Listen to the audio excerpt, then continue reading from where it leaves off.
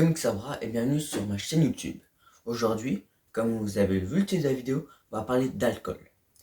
Mais vous vous demandez peut-être, pourquoi est-ce un jeune qui nous parle d'alcool? C'est très simple.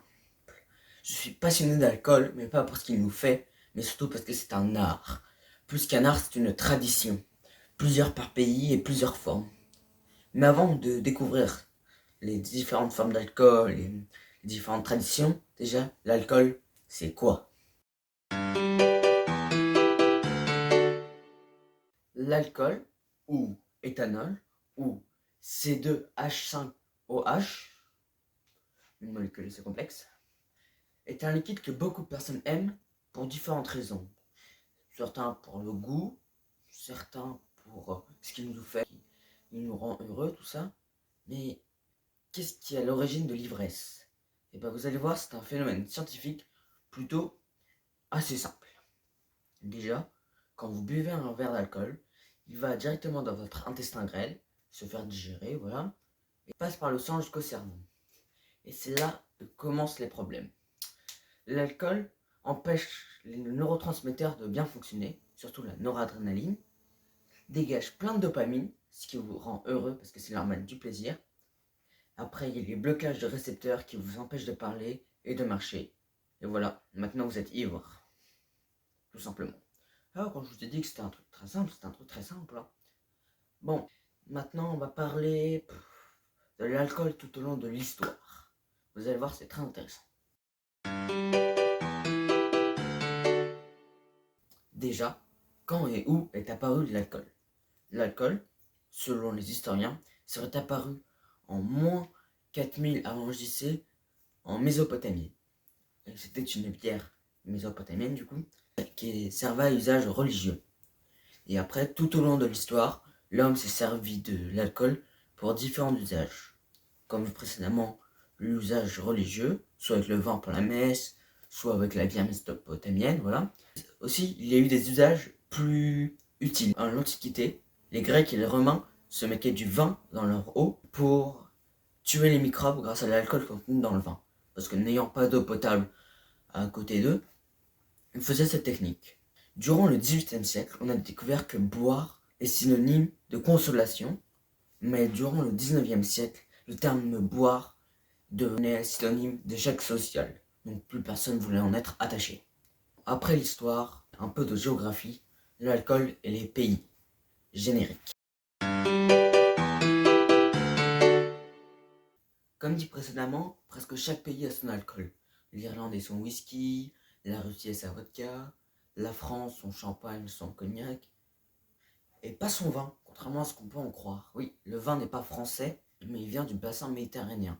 Il a été ramené en France grâce aux Romains qui faisaient des échanges avec les Gaulois.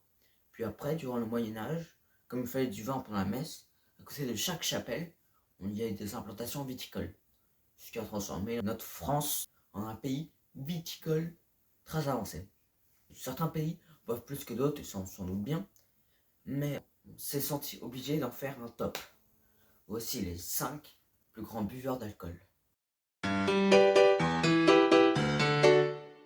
Bon, en 5e position, on trouve l'Estonie, avec 15,6 litres bu par habitant de plus de 15 ans.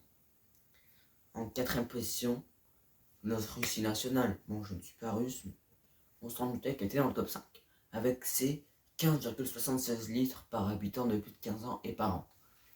En 3e place, on trouve la Hongrie, avec ses 16,27 litres par habitant et par an.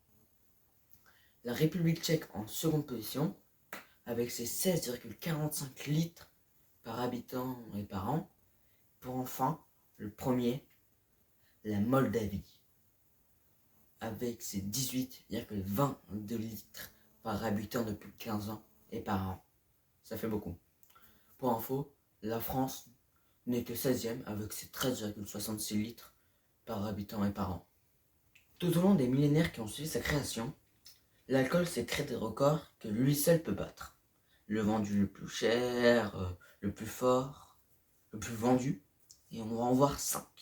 Vous êtes prêts? Le plus vendu dans le monde est le soju de Jinro, un alcool coréen très apprécié en Asie, mais autre part dans le monde. Le plus fort, c'est la vodka Spiritus, avec ses 96 degrés. Pour info, l'alcool utilisé dans le gel alcoolique, c'est de l'alcool pur à 90%. Donc on y est loin. Le plus cher vendu, c'est le cognac Henri IV du Dognon et Héritage, à 1,8 million de dollars la bouteille. C'est très cher.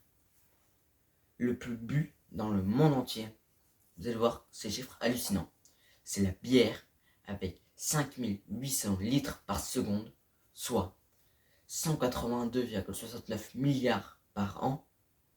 Et le préféré mondial est le baijiu, un alcool chinois, très apprécié encore en Asie, et surtout en Chine, parce qu'ils sont beaucoup, donc ça fausse un peu. Et en France, c'est le vin, avec ses 7,1 litres par habitant et par an. Vous dites, mais c'est pas beaucoup.